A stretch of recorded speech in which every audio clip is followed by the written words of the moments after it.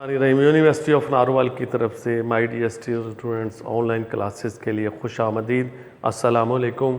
आज हमारे जो पिछले लेक्चर बरसगीर में मुस्लिम निज़ाम तालीम के नुमाया पहलुओं का हम जायज़ा ले रहे थे, उस सिलसिले में हमने देखा कि नुमाया पहलू जो है main aspects of education system, Muslim education systems in सब कॉन्टिनेंट में मकासद हैं, निसाब है, हिकमत तदरीस, जायज़ा या इम्तहानात, और नंबर 5 पे था नज़्म व नस्क। आज हमने जो कल वाला जो लेक्चर था नज़्म व नस्क में जिसमें हमने जायज़ा लिया था उसको हम थोड़ा आगे बढ़ाएंगे। उसका नज़्म व नस्क जिसको एडमिनिस्ट्रेशन कहते हैं, कल हमने इसके बारे में बात की थी। एडमिनिस्ट्रेशन या नज़्म व नस्क से क्या मुराद है? तालीमी मकासद हासिल करने के लिए अदारे में असूल व ज़वाबित पर एक मुश्तमिल प्रोग्राम होता है जो तरतीब दिया जाता है ताकि अदारे के मकासद हासिल हो जाए। जितना अच्छा ये असूल व ज़वाबित पर प्रोग्राम होगा उतने अच्छे ही इफ़ेक्टिवली मकासद हासिल होंगे। अब हमने आगे देखा कि इंतज़ामी लिहाज से बरसगीर पाक व हिंद में मुस्लिम दरसगाहों की अक़साम क्या थी। उसमें नंबर 1 देखा सरकारी मदारस मसाजिद से मुल्हिक मसाजिद के साथ थे। नंबर 3 हमने देखा कि खानकाहों और मज़ारत के साथ मदारस थे। और नंबर 4 उलमा इकराम के ज़ाती कायम करदा मदारस। हमने ये देखा कि माशरे के हर शोबा हुक्मरान से लेकर उलमा इकराम और सूफिया हजरात, मशाइख हजरात तालीम के मकसद को रज़ाए इलाही समझ कर अपना फरीज़ा सर अंजाम दे रहे थे। आगे हम देखते हैं कि मदारस में नज़्म व नस्क की बरसगीर पाक व हिंद में क्या सूरत हाल थी। उसमें हमने ये देखते हैं कि ये खसूसियात जो थी उस वक़्त मौजूद थी कि सबसे पहले कि मदारस में जो एडमिनिस्ट्रेशन थी, जो असातिज़ा थे, जो उसके सरपरस्त थे, तलबा थे, वो आज़ाद और खुदमुख्तार थे, वो इंडिपेंडेंट थे, पाबंद नहीं थे। यहाँ तक कि हुक्मरानों से और अहले सरवत से वो अखराजात के लिए यानी वो उसके लिए पैसे लेने के बावजूद भी वो उनकी पॉलिसियाँ जो थीं वो आज़ाद थीं। और जो वो असातिज़ा अपने तलबा के लिए जो वो रज़ाए इलाही के तहत जो बेहतरीन समझते थे उसको वो जो है ना वो जारी रखते थे उस पॉलिसी को। इस सिलसिले में वो किसी की मुदाखलत का कोई तसव्वुर नहीं था, एक आज़ाद और इंडिपेंडेंट पॉलिसी थी। उसके बाद हम देखते हैं कि दाखिले की शराइत क्या थी कि दाखिले के लिए कोई शर्त नहीं थी, बल्कि उन्होंने दाखिले के लिए शर्त नहीं थी, उम्र की पाबंदी कोई नहीं थी। यहाँ मदारस में उलमा इकराम ने, असातिज़ा इकराम ने प्यारे नबी अकरम सल्लल्लाहु अलैहि वसल्लम के जो मुबारक कौल है हदीस पाक का मफ़हूम उतलुबुल इल्मा मिनल महदी इलल लहद, तो इस कौल को सामने रखा कि माँ की गोद से कब्र तक इल्म हासिल करो, कि इल्म हासिल करने की कोई मखसूस मुद्दत या दर्जा नहीं है। और बच्चे जो थे वो अलहदा बच्चों की क्लास थी, बड़ों की तालीम बालगा अलग थी। गर्ज़ माशरे का हर तबका जो था वो इल्म हासिल करने में मगन था। अब ये दर्जात जो उसमें थे, प्राइमरी लेवल था, सानवी लेवल था, उसमें मुद्दत का तयन कोई नहीं था। जैसे जैसे तालिब इल्म जो थे वो याद करते थे, वो अपनी काबिलियत शो करते थे, तो आगे वो उनको प्रमोट कर दिया जाता था, उनकी तकर्री आगे उनकी तरक्की हो जाती थी।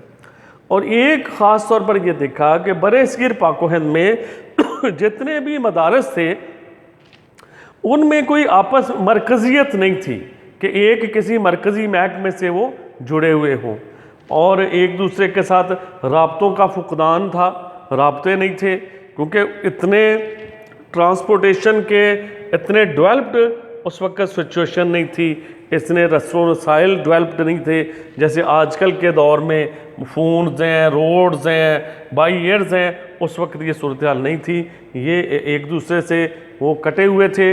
लेकिन इसके बावजूद क्या था कि तकरीबन जो है 80% से ज़्यादा मदारस का जो निज़ाम तालीम था वो एक ही नौइयत थी। क्यों? क्योंकि हर जो था अपने मदारस की जो इंतज़ामिया थी वो ये कोशिश करती थी कि अपने स्टूडेंट्स के लिए, अपने तालिब इल्मों के लिए खूब से खूब तर जो है ना वो निज़ाम तालीम और मदारस का जो है ना वो उसको तालीम देने का माहौल अच्छा बनाया जाए। तो इस तरह सबके जो है ना क्वालिटी एजुकेशन का काम हो रहा था। दाखिले जो थे वो शवाल के महीने में होते थे और इम्तिहान ज़िलहिज्जा के महीने में लिए जाते थे। इस नज़्म व नस्क एडमिनिस्ट्रेशन की जो स्पेशल जो थिंग जो इसमें है, स्पेशल जो चीज़ है जो आपके साथ माय डियर स्टूडेंट्स हम शेयर करने जा रहे हैं कि असातिज़ा और तलबा का बाहमी रिश्ता जो उनकी आपस की म्यूचुअल रिलेशनशिप थी, वो रिलेशनशिप बहुत खुशगवार ताल्लुकात थे। और वो ताल्लुकात खुशगवार क्यों ना होते कि पढ़ाने वाला जो उस्ताद है वो अपने आप को अल्लाह पाक के यहाँ जवाबदेही का एहसास से पढ़ा रहा है कि मैं इबादत कर रहा हूँ, मैं जो है ये पैसे का लालच नहीं हूँ, मैंने अल्लाह को जवाब देना है। ये जो तलबा हैं ये मेरे ज़िम्मे अल्लाह रब्बुल इज़्ज़त ने मेरी ज़िम्मेदारी में लगाई हैं, मेरी रिस्पॉन्सिबिलिटी है। तो अगर मैं इनका मेरा रिश्ता रूहानी बाप का है तो वो क्या करते थे उस्ताद, वो जो भी उनके पास होता था कुरान और सुन्नत के मुताबिक उनको मुंतकिल करने की कोशिश करते थे। और तालिब इल्म क्या समझते थे, तालिब इल्म जो थे उस्ताद को रूहानी बाप समझकर उसका अदब व एहतराम करते थे और वो हर वक्त तैयार रहते थे असातिज़ा कराम के वो जो है ना वो उसके इशारे के मुंजर रहते थे और वो अपने आप को उस्ताद के हवाले करते थे कि उस्ताद क्या फरमा बरदार होते थे। यानी उस वक्त तालीम भी होती थी और तरबियत भी होती थी। आजकल जो पूरी दुनिया के अंदर तालीम के हवाले से इतनी डेवलपमेंट हो गई है, लेकिन क्या है कि तरबियत ना होने की वजह से जो फसाद दर पे है, जो अखलाकी कमज़ोरियाँ सामने आ रही, उस वक़्त ये नहीं थी क्योंकि ऐसा इबादत वाला रिश्ता था। अभी हम माय डियर स्टूडेंट्स आगे जाते हैं, आगे हम ये देखते हैं कि उस वक़्त जब मुस्लिम निज़ाम तालीम था और फिर मुस्लिम निज़ाम तालीम के बाद अंग्रेज़ का जो निज़ाम तालीम आया, इनका आपस में कंपैरिजन करें क्या है। अब मुस्लिम निज़ाम तालीम, ये बरतानवी निज़ाम तालीम, मुस्लिम निज़ाम तालीम में मस्जिद से आगाज़ किया जाता था, पाकीज़ा माहौल से, ताकि तलबा का रिश्ता रूहानी तौर पर अल्लाह रब्बुल इज़्ज़त की ज़ात की तरफ उनकी निगाह जाए। अब यहाँ हम देखते हैं कि इसमें मस्जिद का कोई कंसेप्ट नहीं था क्योंकि इसकी बेस जो थी वो ये बेस दीन था, अल्लाह रब्बुल इज़्ज़त की तरफ लेके जाना। ये क्या था, सेकुलर, अल्लाह रब्बुल इज़्ज़त से हटा के तवज्जो असबाब की तरफ लेके जानी। तो ये तो ज़मीन और आसमान का फ़र्क है। यहाँ अल्लाह पाक की तरफ से अल्लाह के ख़जानों से लेने के लिए तैयार किया जा रहा है और यहाँ दुनिया के असबाब का यकीन तैयार किया जा रहा है। तो कहाँ से आएगी सदा ला इलाहा, गला तो घोंट दिया अहले मदरसा ने तेरा, कहाँ से आएगी सदा ला इलाहा। तो अल्लामा इकबाल कहते हैं कि वो अपने दौर के मदारस से भी मुतमईन नहीं है कि मदारस की जो जिम्मेदारी थी कि अल्लाह रब्बुल इज़्ज़त के तरफ यकीन जाए, निगाह जाए, वो मदारस भी उसका रोल अदा नहीं कर रहे।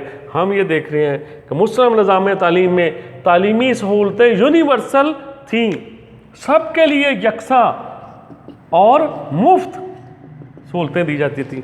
यहाँ हम देखते हैं कि बरतानवी निज़ाम तालीम में पैसे का इन्वॉल्वमेंट हो गई कि पैसा दो और तालीम हासिल करो।